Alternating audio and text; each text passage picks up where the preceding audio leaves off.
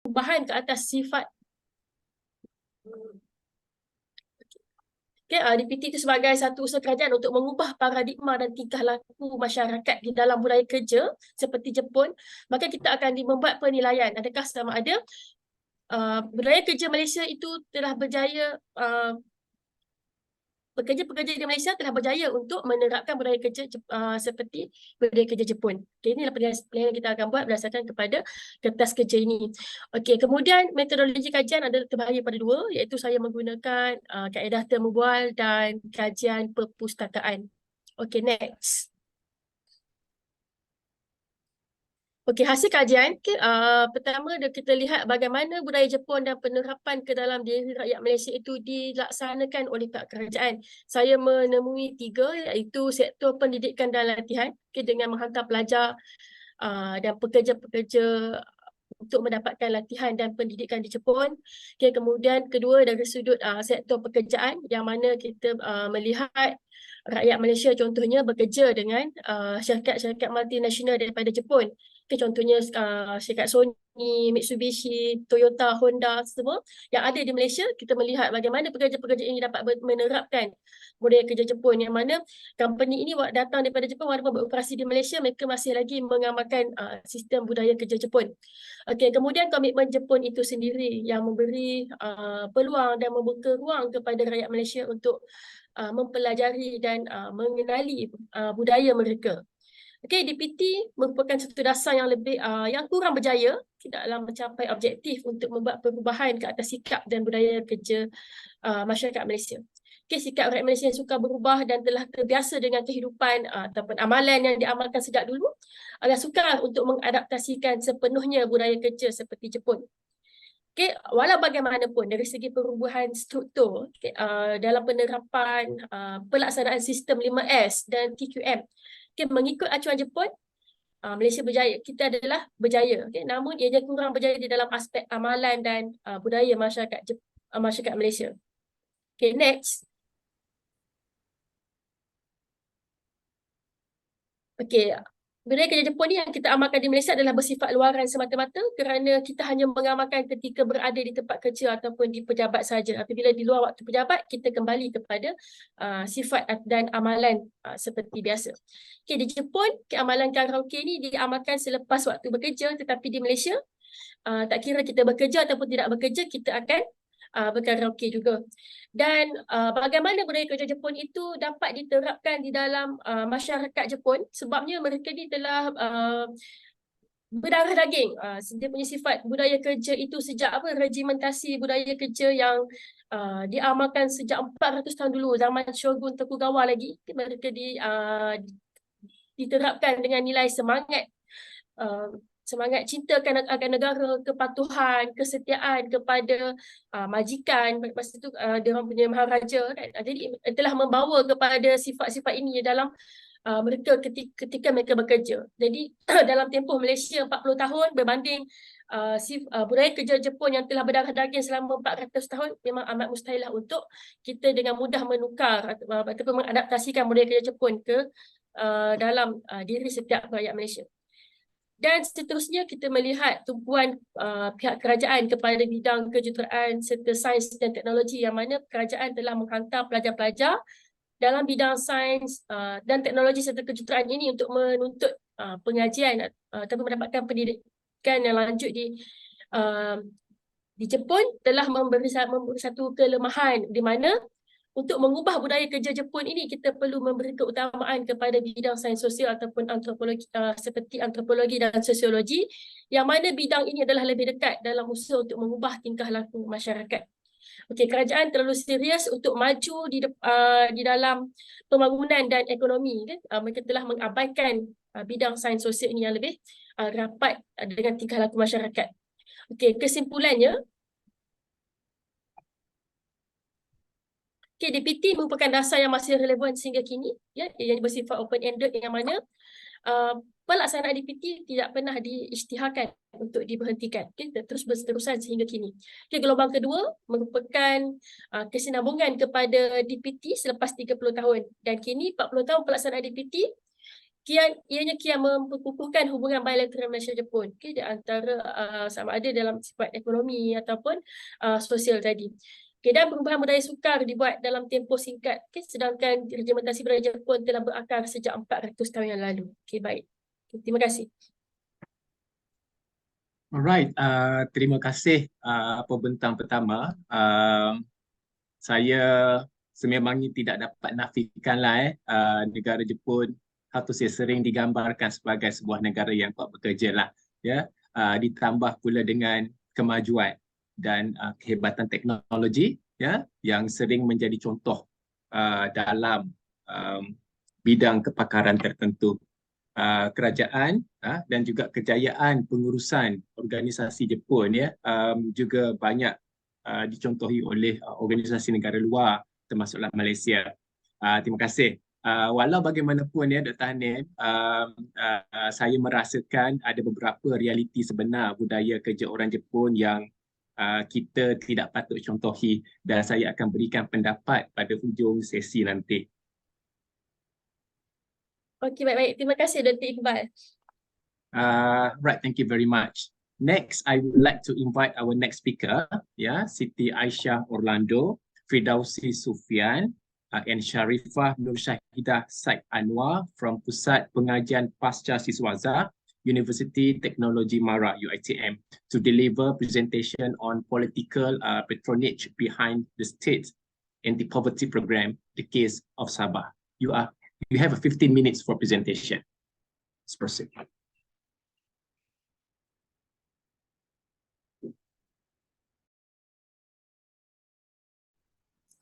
Hello, good morning. Okay, can I just share my slide using my slide? Hello? Hello, can you hear me? I think Secretariat already shared your slide. Because I made some changes. All right. Slide. So I'm using the new slide, don't worry. No, It's not this. I'm going to share my slide sendiri. Boleh? Boleh, Bagan?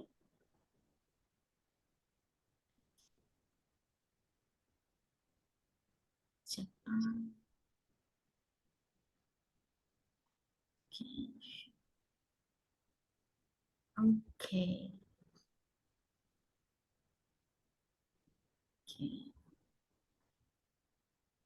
Alright. Selamat pagi. Assalamualaikum to all the audience and also the chairman. Okay. My name is Siti Aisyah Orlando, and currently I'm doing research on political patronage behind the state anti-poverty program in the case of Sabah.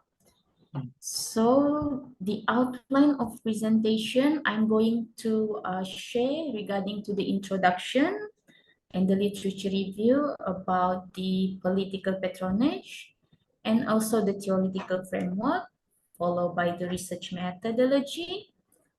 And that's all.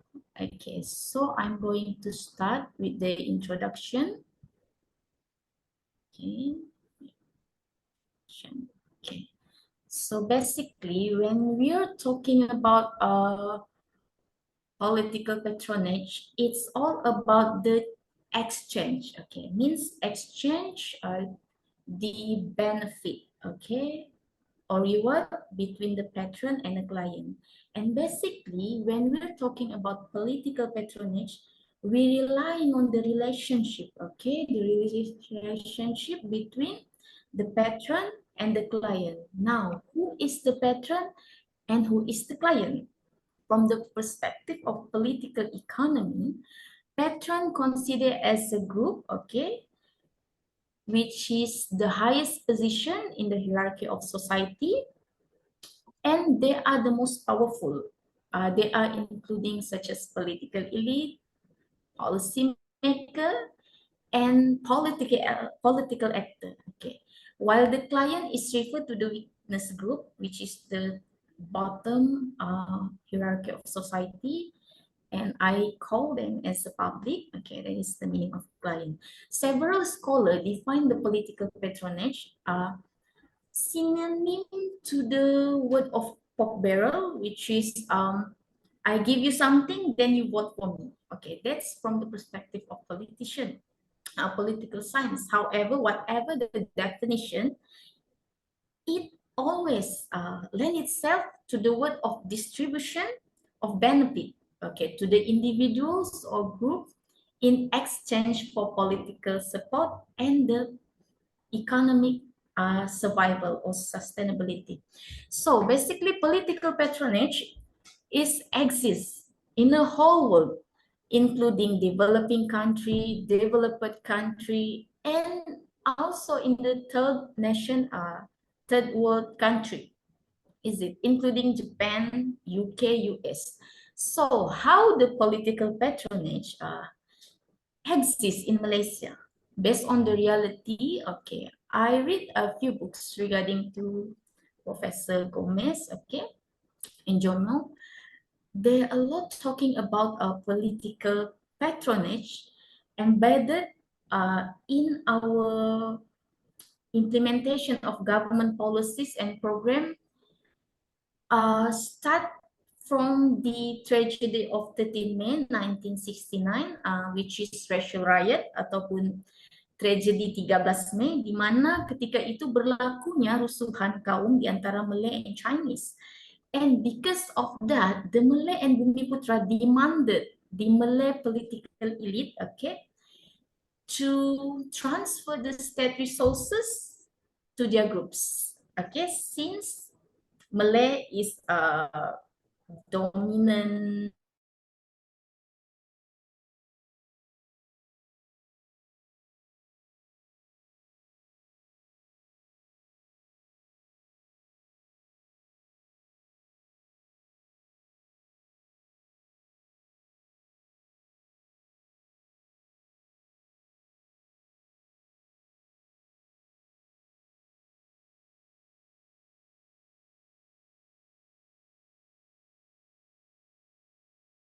countries, especially in the economic growth in the particular country.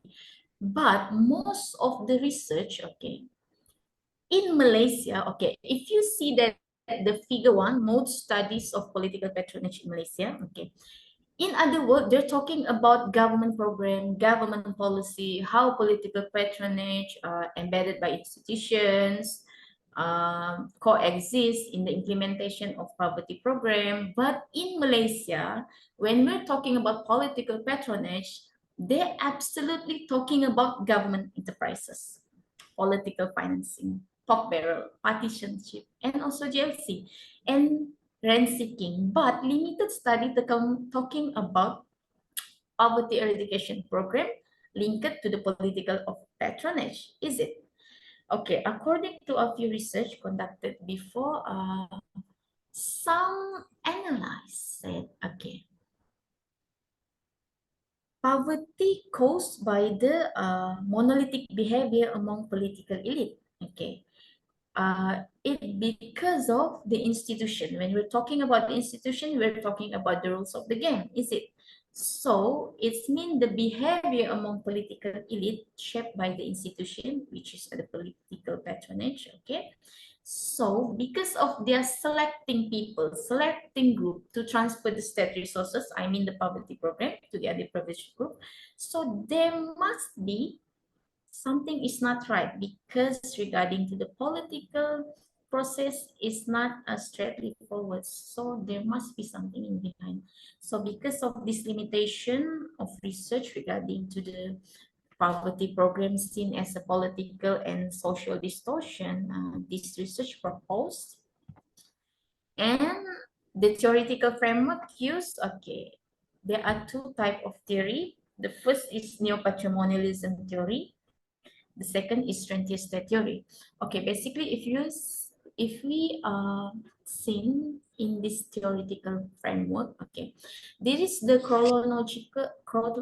chronology on how the poverty program transferred to the public. Okay, the first step, okay, then step we do have MP, and Adun, is it? But I'm not going to talking about MP, but I'm talking about the state level. So then the poverty program passed to the local government, local authority, and then, okay, interestingly, menariknya, they passed to MPKK, UPPM, CDO. CDO is stand for Chief Development Officer. Okay, all of this is politically linked individually.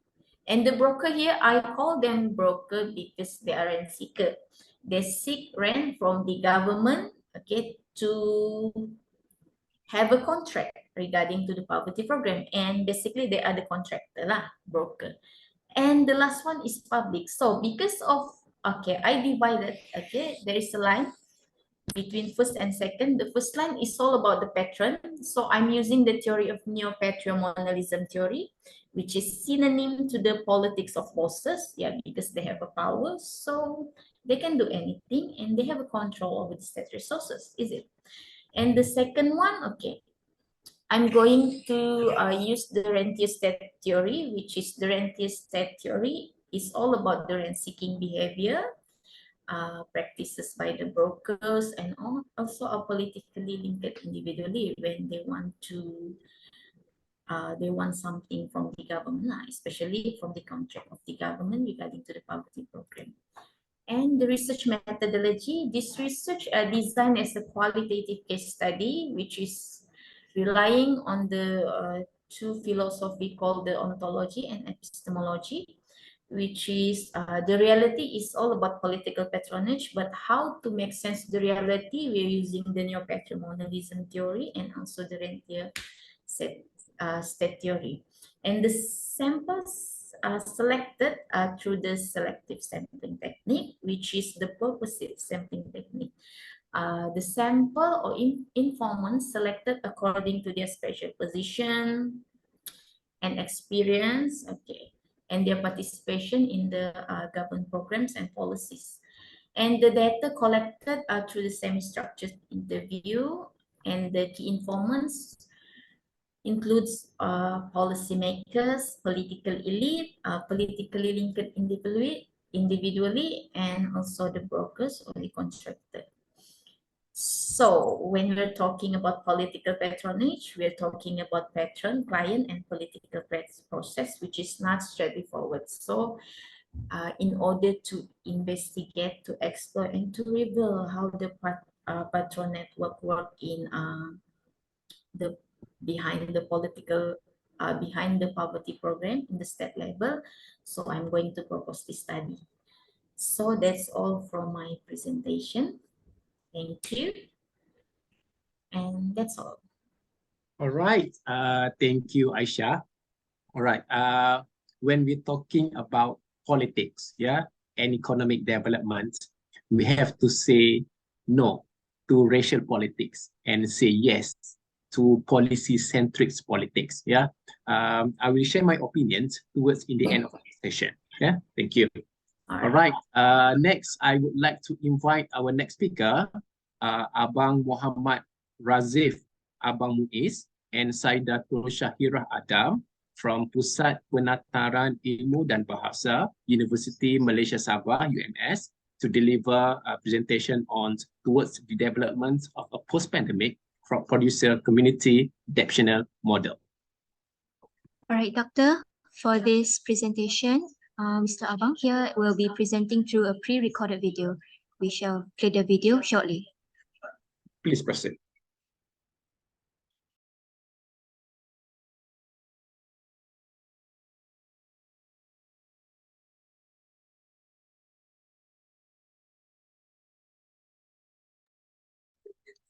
Hello, sorry, are you able to listen to the audio? Already 13. And all I would like to thank the organized International Malaysian Studies Collaborating with so much MSc 13. So to present my paper, first of all, I would like to thank the organizers and the planners who not only plan and organize Can you mute this conference, but also execute everything. So today I will present my paper titled Towards the Development of a Post-Pandemic Crop Producer Community Adaptation Model.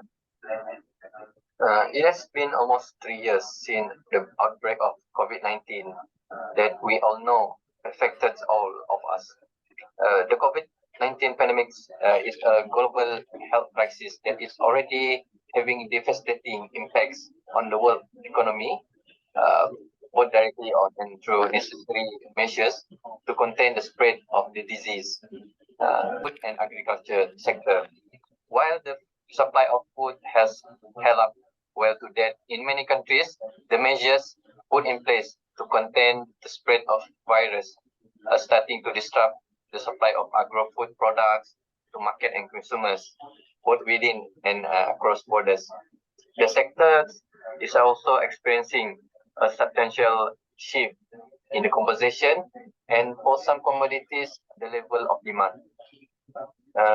The food system in many countries, also Malaysia, is seriously affected by COVID-19.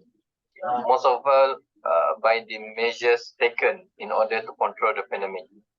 Many chains in the system are affected. Labor and production inputs for the farm, national and international transport of food, and informal and peri-urban markets, which often have been closed.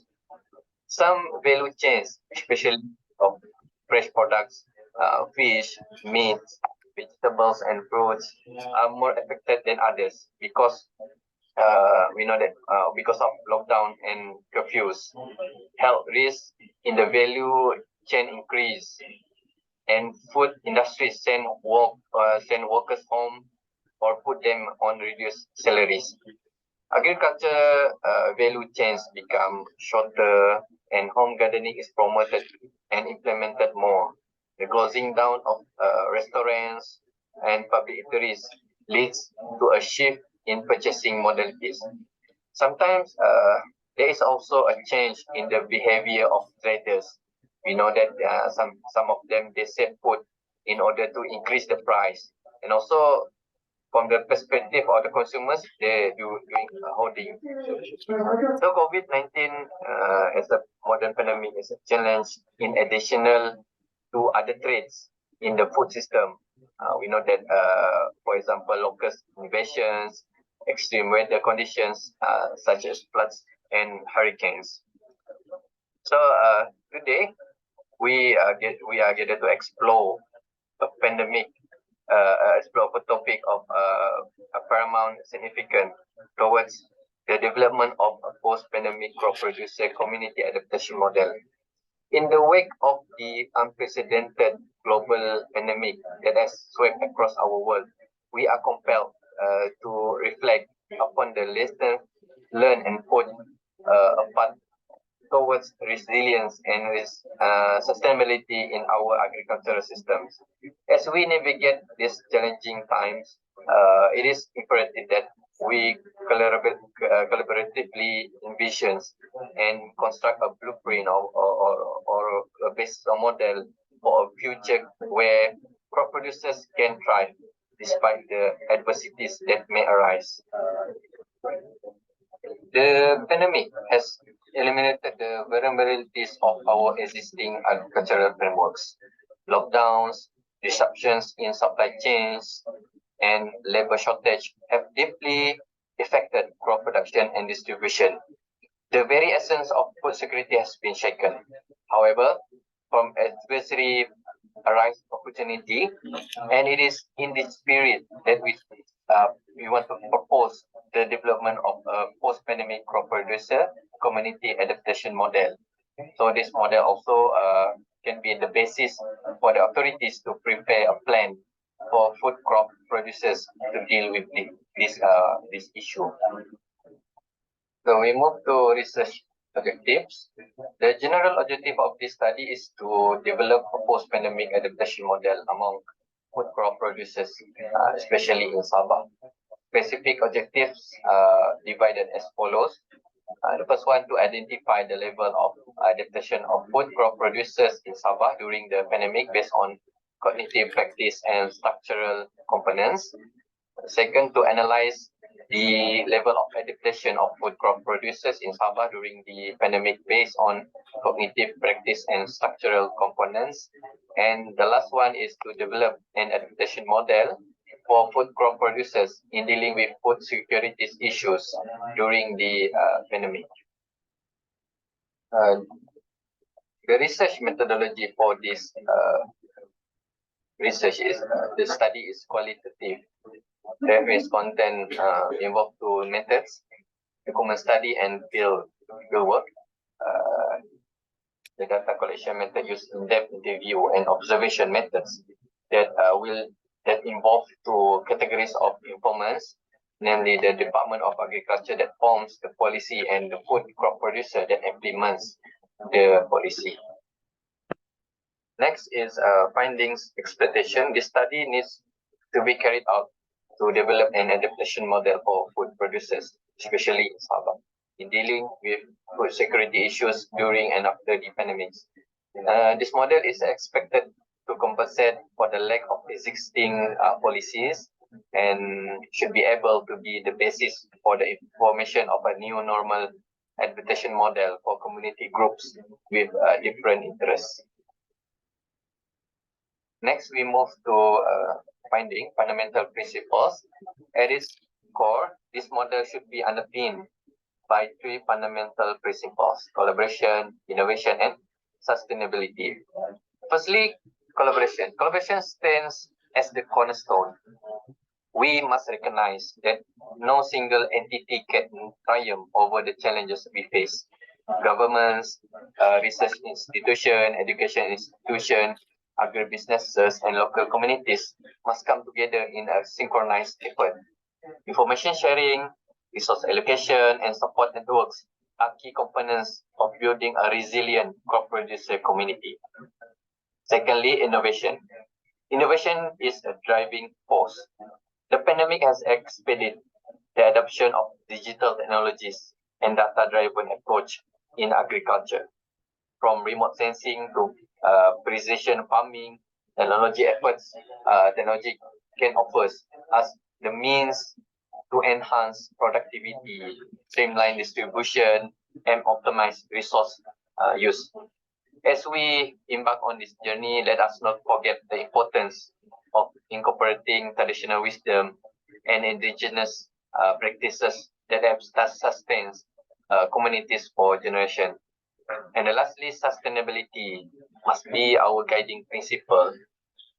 Climate change and the degradation of natural resources remain existential threats to our agriculture systems. The model we envision should be ecologically balanced, taking into account soil health, water conservation, and biodiversity preservation. So let us cultivate not only crops, but also an environment where future generations can prosper. To realize this vision, we propose a multifaceted approach. There are 5 approaches that we propose. The first one, data-driven decision making. Harness the power of data analytics to predict and mitigate disruptions in crop production and supply chains. By analyzing historical patterns and current trends, we can make informed decisions that buffer against uncertainties. Second one, capacity building. Invest in training programs that equip crop producers with the skills to adapt to changing circumstances, empower them with knowledge about new technologies, sustainable practices, and crisis management. And third one, community resilience networks. We can establish platforms that connect crop producers with local support system, fostering collaboration and knowledge exchange. These networks can provide assistance during crisis and serve as forums for sharing success stories and best practices. And the fourth one is incentive mechanism. Governments and organizations can or should offer incentives for adopting sustainable practices and embracing technological innovations. Financial and policy support can accelerate the transition towards a more resilient agricultural sector. And the last one is research and development that we do now. We can create a channel resources into agricultural research that address the specific challenges arising from pandemics and climate change. We can develop a disease-resistant crop varieties, explore alternative farming methods, and advance our understanding of ecosystem dynamics. For the conclusion, in conclusion, the call for a post-pandemic crop producer community adaptation model is not merely a response to the challenge of the moment. It is a pledge to secure the future of our food systems. So let us work together to build a world where crop producers can stand united, where innovations reigns supreme, and where sustainability is non-negotiable. Through collaboration, innovation, and sustainability, we can transform adversity into the opportunity and ensure that our agricultural systems emerge from these trials stronger, more agile, and more resilient than ever before. So that's all from me. Thanks. Thank you very much. All right. Thank you very much, Abang Muhammad Frazif, Abang Muiz, for your video presentations. And this is still ongoing research. Yeah.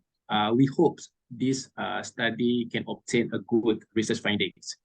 And now I would like to invite our last presenter. Thank you very much, Abang Muhammad Frazif, Abang Muiz, for your video presentations. And this is still ongoing research. Yeah. Dari we hope Universiti this Malaysia study Sabah can obtain good research findings. bagi tajuk sejarah lisan dalam Our last presenter. konstruksi persejarah Malaysia di Laut China Selatan, antara ruang dan potensi. Dari Universiti Malaysia Sabah. Assalamualaikum, selamat pagi. Bagi tajuk sejarah lisan dalam Hello. Persejarahan Malaysia di Laut China Selatan. Katanya suara bergema.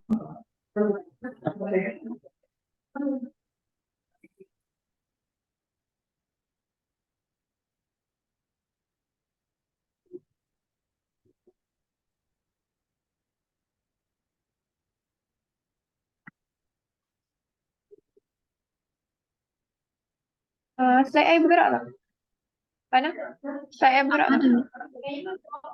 Pardon me. The presenter is not in the room. Dia tak masuk lagi ya? Yang tu. Farhana, can you hear me?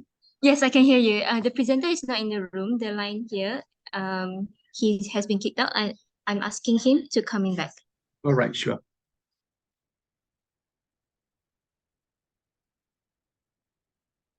We had technical issue just now. He did have.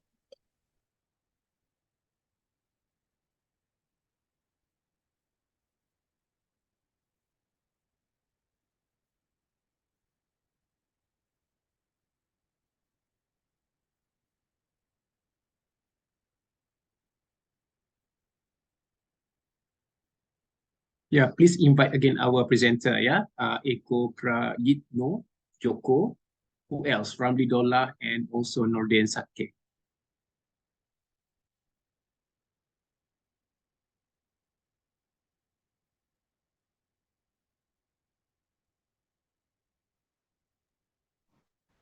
Assalamualaikum, selamat pagi. Minta maaf atas.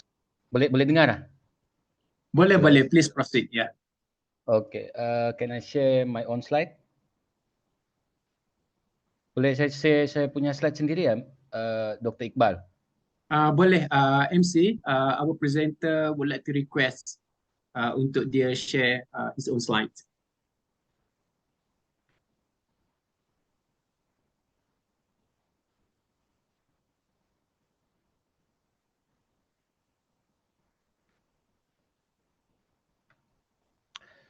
Okey. Boleh lihat saya punya slide. Boleh, tapi boleh besarkan slide ni sebagai slideshow. Oh, sikit. Sikit apa? Okey. Assalamualaikum, selamat pagi. Hari ini saya akan membentangkan satu tajuk kajian saya. Sebenarnya ini daripada kajian berkenaan dengan Laut Cina Selatan dalam konteks local knowledge lah, ya, pengetahuan lokal masyarakat tempatan untuk kita angkat sebagai salah satu daripada sumber sejarah. Ya, maka sebab itu saya letakkannya sebagai sejarah lisan dalam rekonstruksi pensejaraan Malaysia di Laut Cina Selatan antara ruang dan potensi lah. Kita melihat di mana adanya ruang dan potensi untuk menggunakan metod ini sebagai usaha merekonstruksi berkenaan dengan pensejarahan Malaysia di Laut Cina Selatan. Ya, jadi secara umumnya kajian ini bukan membincangkan tentang empirical ataupun data-data baru berkenaan dengan Laut Cina Selatan, ya, tetapi adalah kemungkinan ya data-data baru itu boleh dimunculkan dengan menggunakan metod sejarah lisan, ya, ataupun kelisanan ini untuk kita angkat sebagai salah satu sandaran untuk mengetengahkan ya sumber-sumber ataupun bukti sejarah baru berkenaan dengan Laut Cina Selatan, ya, berkaitannya dengan Malaysia yang pada hari ini sedang kita tuntut ataupun boleh dikatakan antara salah satu wilayah yang dikatakan yang mampu untuk memicu kepada tercetusnya Perang Dunia Ketiga, ya, bermula di Laut Cina Selatan. Ya. Jadi salah satunya Malaysia berada di sana dalam konflik tersebut dan kita lihat Malaysia lebih bersandarkan kepada persoalan tuntutannya itu berpandarkan kepada geografi EEZ lah, ya, bersandarkan kepada zon ekonomi eksklusif ya yang dikemukakan oleh UNCLOS dan tidak menggunakan peruntukan sejarah, ya. Sedangkan sebenarnya perkaitan antara Laut Cina Selatan ya dengan masyarakat ataupun interaksi antara masyarakat Sabah ya Malaysia itu secara umumnya dengan Laut Cina Selatan itu juga ada, sekaligus membuktikan bahawa persoalan tentang sejarah ya juga boleh digunakan ya jika tidak boleh dijadikan sebagai main factor ya ataupun faktor utama, tetapi mungkin boleh digunakan sebagai salah satu daripada elemen untuk menyokong pendudukan efektif ya Malaysia di Laut Cina Selatan.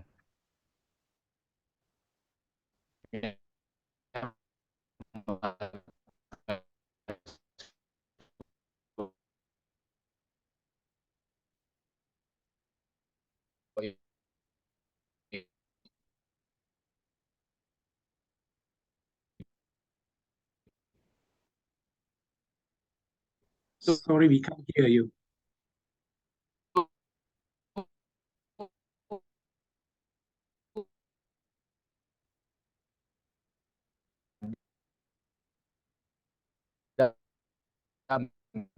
Memori kolektif nelayan tradisi ya, dan bila kita lihat tentang memori kolektif nelayan bukan suatu yang baru ataupun tidak pernah digunakan sumber ya negara penuntut ya antara China sebagai salah satu daripada sumber ujahan tentang pemilikan Laut Cina Selatan itu. Persoalan sama ataupun dalam kalangan masyarakat sejarah keberadaan ataupun interaksi Malaysia dengan Laut Cina Selatan itu dia bukan hanya bersandarkan kepada zon ekonomi eksklusif seperti mana yang difahami ataupun diangkat secara membesarnya ya pada hari ini. Dan bila kita bincangkan tentang Malaysia dan Laut Cina Selatan ya, kita boleh lihat kebanyakannya lebih kepada bersandarkan kepada tindakan autoriti. Ya, kita mengatakan bahawa perkaitan Malaysia dengan Laut Cina Selatan itu hanya muncul bila Malaysia menerbitkan ya, ataupun menyebarluaskan tentang Peta 1979 yang bersifat sepihak lah ya, bersifat sepihak kemudiannya ditentang oleh negara lain. Dan keduanya tindakan autoriti ini juga kita lihat bahawa perkaitan kita di sana bermula selepas adanya tindakan pendudukan efektif ya pada sejak tahun 1983 kemudiannya digerakkan pada tahun 1995 melalui menghantar tentera dan sebagainya. Sedangkan sebenarnya apabila kita membincangkan tentang Malaysia dan Laut Cina Selatan secara lebih besar, ternyata kita sudah berada di sana jauh lebih awal ya, jauh lebih awal sebelum idea negara bangsa selepas kemerdekaan itu dicapai 1997 ya dan 63 kemudiannya ya.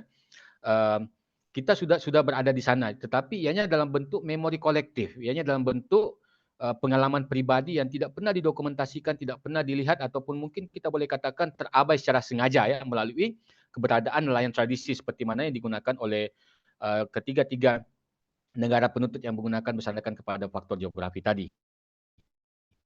Ya, maka saya melihat ya dalam konteks tuntutan Malaysia di Laut Cina Selatan masih ada sisi gelapnya ya, masih ada yang belum diteroka, masih ada yang belum diketahui, masih ada yang belum disebarluaskan ya, berbanding yang kita lihat secara keseluruhannya. Jadi ada masalah-masalah baru yang masih boleh diteroka, yaitu berkaitan dengan nelayan tradisi untuk kita angkat sebagai sumber yang baru ya.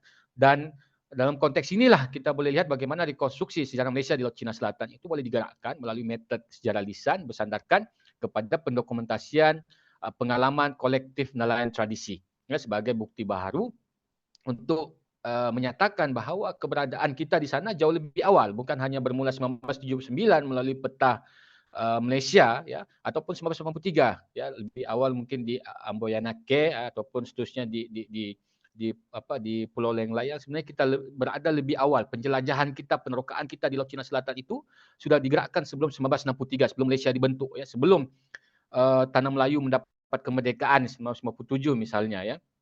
Jadi syaratnya hanya boleh dilakukan ataupun dilontarkan ya bersandarkan kepada sejarah lisan. Dan perkara ini bagi saya bukan suatu yang diperbesar-besarkan ya.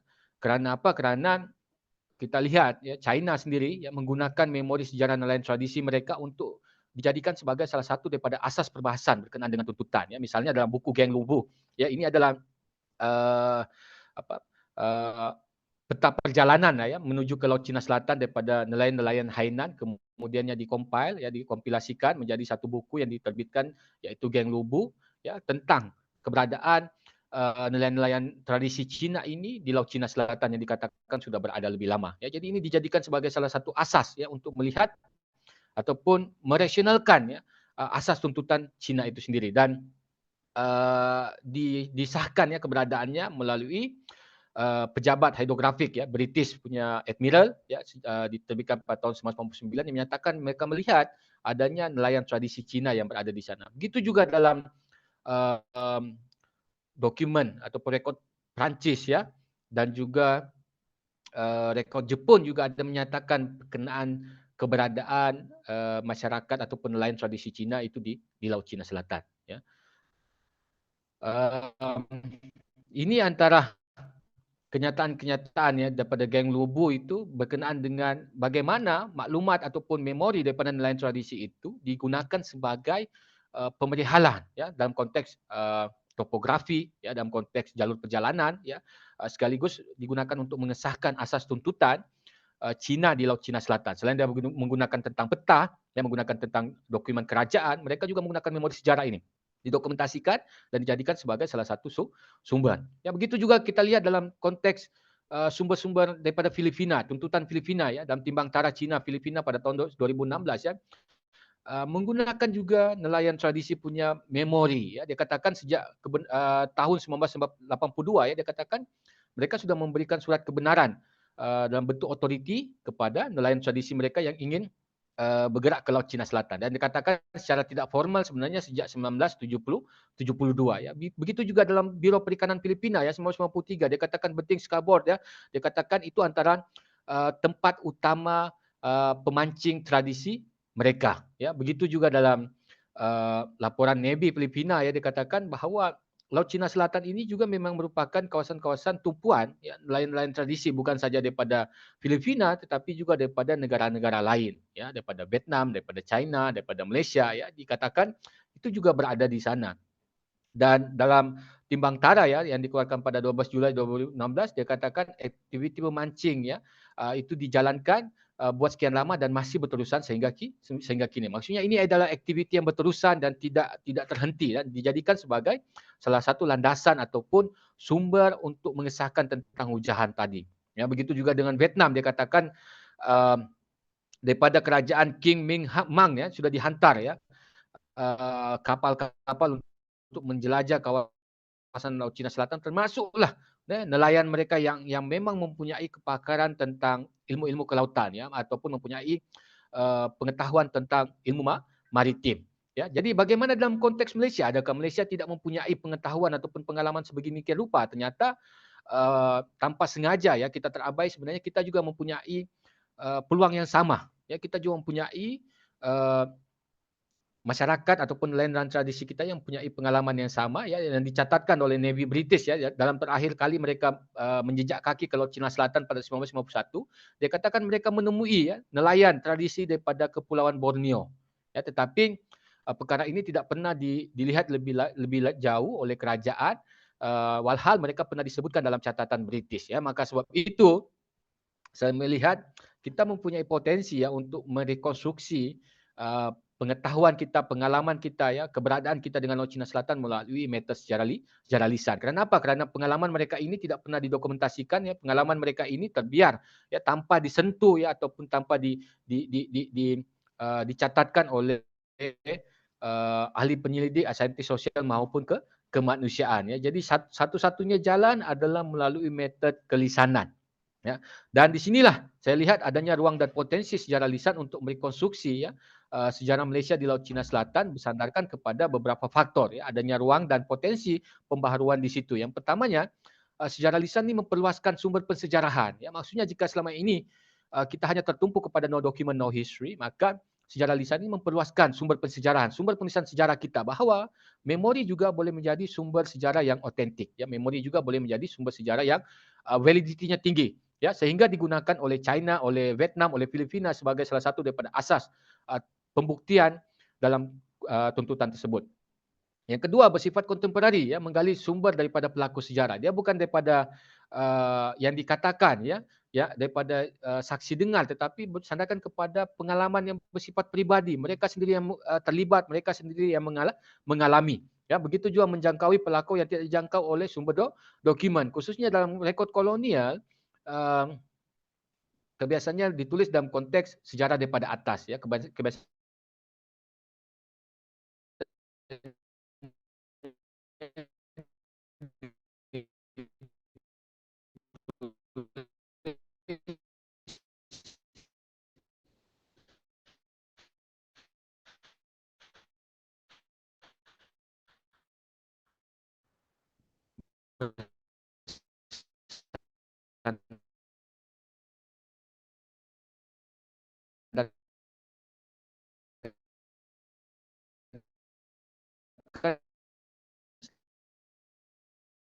Selatan itu yang tidak tersentuh karena mereka ini merupakan golongan-golongan mendokumentasikan pengalaman tersebut ya. Maka sebab itu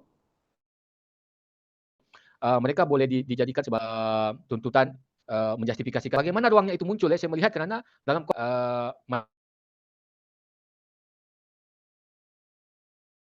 masyarakat Bajau itu masih boleh ditemui. Pelaku sejarah itu sendiri ya, mereka adalah pembina sejarah itu sendiri. Bukan mereka dengar daripada nenek moyang, sebagai pelaku ya yang berada di Laut Cina Selatan, menjelajah ya, hidup ya, bersandarkan kepada kegiatan ekonomi di sana, dan mereka mempunyai kesihatan tubuh badan ya, akal fikiran yang masih sehat, dan ini boleh didokumentasikan sebagai salah satu daripada pengalaman baharu ya, bahawa kita sudah berada di Laut Cina Selatan jauh lebih awal sebelum Malaysia dibentuk ya, tetapi kerana mereka ini tidak mempunyai pengalaman seperti yang saya katakan tadi dalam untuk pendokumentasian dan sebagainya, maka bukti sejarah itu hanya kekal dalam memori ya. Dan saksi perotok ini pula bukan hanya satu orang ya, bersandarkan pada kita punya kajian lapangan ya, lebih daripada 7 orang ya, yang boleh kita temui yang memang pernah berada di sana, boleh memperincikan tentang topografi, fizikal dan sebagainya yang mendorong mereka untuk berada di sana ya. Dan pada masa yang sama saksi-saksi ini masih boleh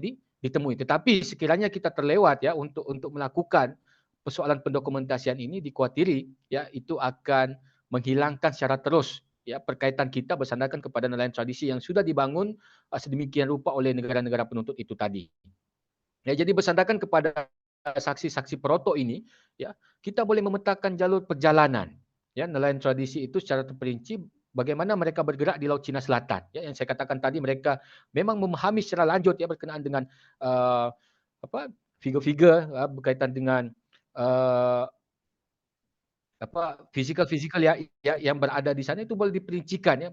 Perjalanan mereka yang daripada satu pulau, daripada satu terumbu ya kepada satu pulau yang lain, itu mereka boleh jalurkan ya, boleh perincikan seperti mana yang dilakukan oleh China pada hari ini ya, dalam peta-peta mereka itu juga boleh dilakukan dalam konteks yang sama oleh Malaysia sekiranya kita mendokumentasikan pengalaman nelayan tradisi ini ya. Jadi adanya maklumat-maklumat baharu berkenaan dengan penjelajahan ataupun penerokaan kita di sana, ya, yang kita boleh gunakan. Yang seterusnya, ya, kita juga boleh menamakan wilayah tuntutan kita itu bersandarkan kepada istilah lokal. Ya, kita lihat dalam konteks tuntutan ini, ya, Jepun mempunyai istilah sendiri, ya. China mempunyai istilah sendiri, Vietnam mempunyai istilah sendiri, Taiwan punya istilah sendiri, ya. Filipina juga mempunyai istilah sendiri, ya. Malaysia dia juga ada istilah, tapi biasanya dia akan guna daripada istilah British, ya. Dan pada masa yang sama sebenarnya kita mempunyai peluang untuk menamakan, ya, wilayah-wilayah tuntutan ini bersandarkan kepada istilah-istilah lokal, ya. Pengetahuan lokal, penjajahan lokal daripada nilai tradisi ini, ya, kita boleh memunculkan satu maklumat baru berkenaan dengan nama-nama pulau di sana. Ya, misalnya, ya, saya bagi satu contoh, masyarakat nelayan tradisi tidak memanggil kawasan tersebut sebagai Laut Cina Selatan. Mereka memanggil sebagai kawasan Bandora. Ya, Bandora itu maksudnya adalah kawasan-kawasan yang dipenuhi dengan terumbu. Ya, kawasan-kawasan yang dipenuhi dengan terumbu, dan ini bermaksud, ya, bila kawasan terumbu banyak ikan. Nah, di sana, ya, banyak ikan, ya, banyak hidupan laut. Sebab itu mereka walaupun jauh daripada Sabah, mereka sanggup untuk bergerak ke sana. Ya. Sorry, can you conclude your presentation? Okay, thank you. Sorry. Okay, jadi bersandarkan kepada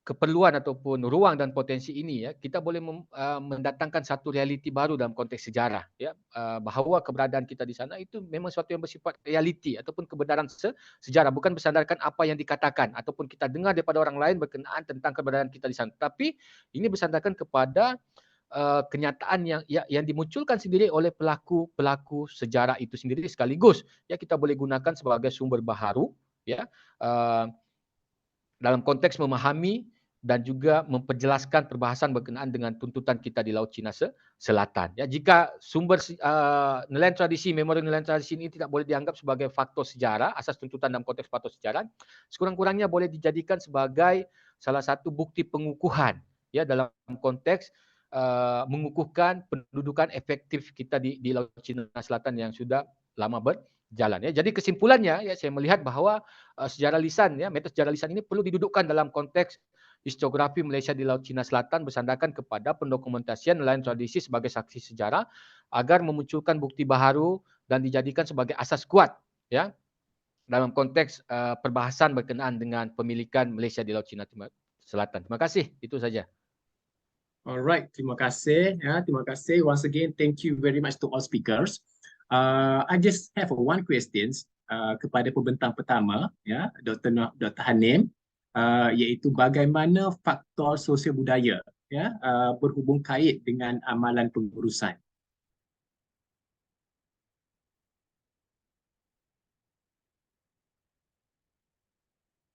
Dr. Hanim masih di sini ke?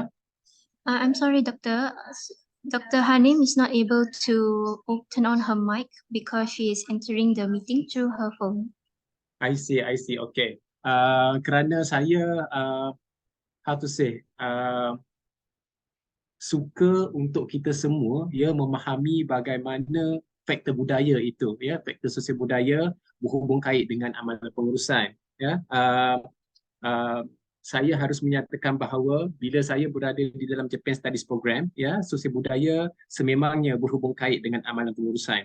Walaupun, ya, secara terperinci falsafah pengurusan bersifat universal, ya, bersifat universal, proses dan juga gaya terhadap sosial budaya itu dia terikat, ya, dengan budaya, dan sememangnya budaya memberi impak yang besar bagi nilai dan juga falsafah pengurusan, ya, kerana sistem pengurusan sendiri dia berkembang sebagai sebahagian daripada satu budaya, dan persekitaran sosial juga memberikan norma bagi tingkah laku yang memandu arah kepada kita, ya, ke arah aktiviti kumpulan dalam sesebuah organisasi.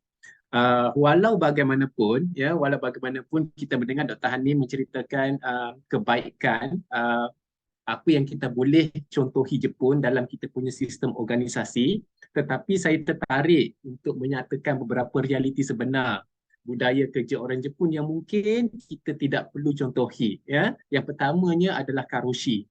Karoshi ini bermaksud bekerja sehingga mati.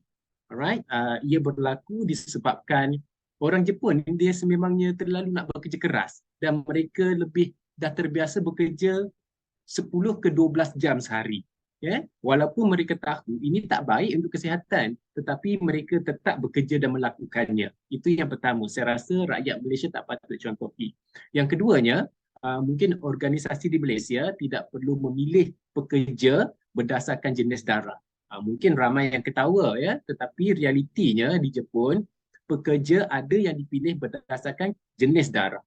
Ya, mereka mempercayai bahawa jenis darah ni dia mempengaruhi personality diri seseorang. Ya, contohnya kalau berdarah AB ya sesuai untuk bekerja dan mempunyai daya kualiti yang lebih baik berbanding darah jenis lain dalam melaksanakan pekerjaan. Ini sememangnya berlaku di Jepun. Kalau saya berdarah O, mungkin saya tidak boleh bekerja dalam sektor-sektor korporat ataupun kilang-kilang kenderaan ya yang lebih mengutamakan jenis darah yang dipilih untuk merekrut pekerja itu.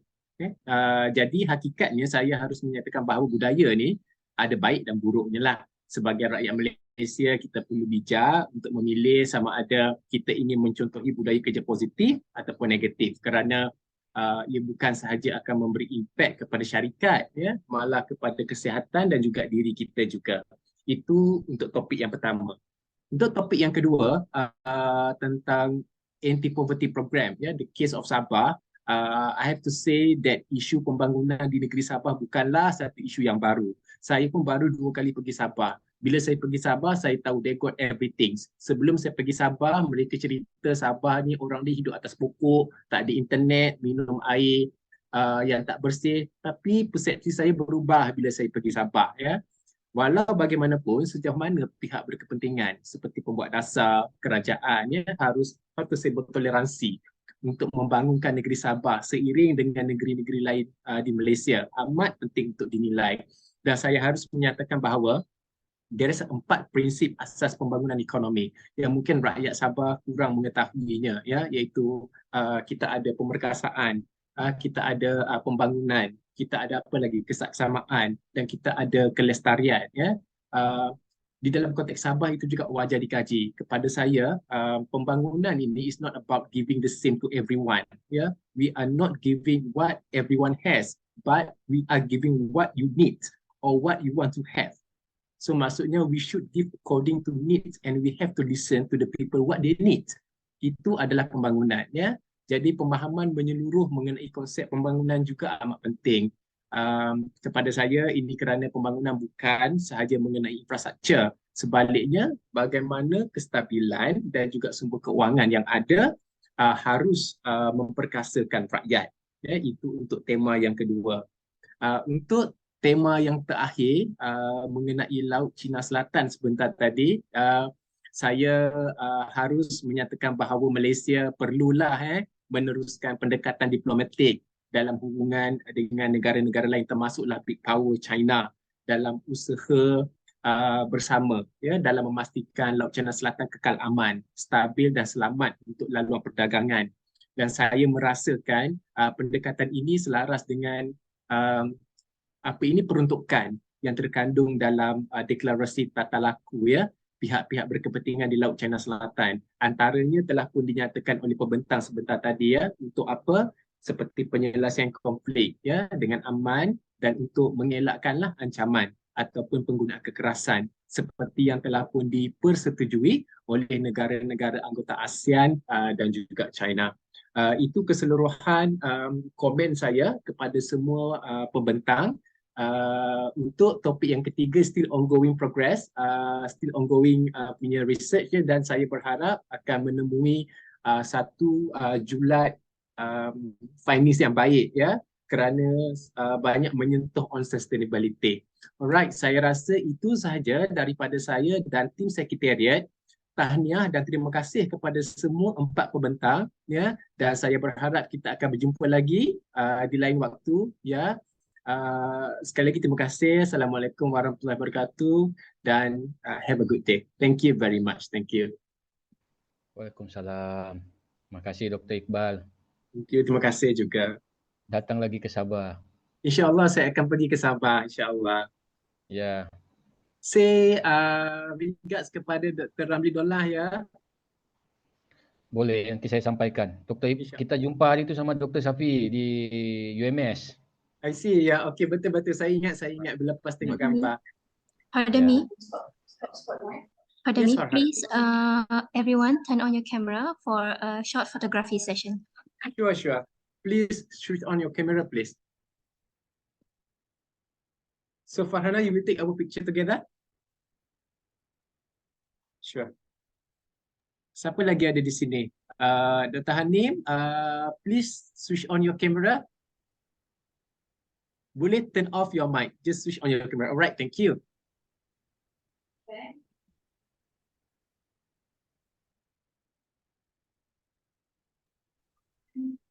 One, two, three.